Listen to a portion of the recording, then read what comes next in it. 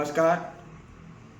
આજે રાજ્ય સરકારે બનાસકાંઠા જિલ્લાનું વિભાજન કરી અલગ થરાદ જિલ્લો બનાવ્યો છે તે બાબતને હું આવકારું છું.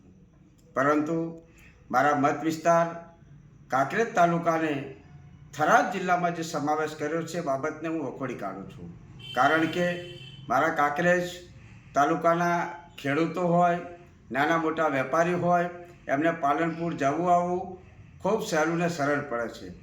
નાના મોટા ધંધા સાથે સંકળાયેલા લોકોને પણ જવું આવવું ખૂબ સહેલું ને સરળ પડે છે.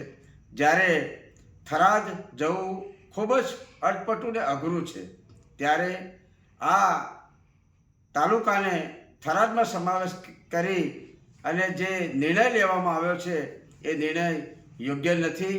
કોઈપણ પ્રકારનું ભૌગોલિક પરિસ્થિતિની તપાસ કર્યા વગર જે નિર્ણયો લીધા છે, હું સરકારને વિનંતી કરું છું કે કાંકરેજ તાલુકાને બનાસકાંઠા જિલ્લામાં જ સમાવેશ કરે એવી મારી વિનંતી છે.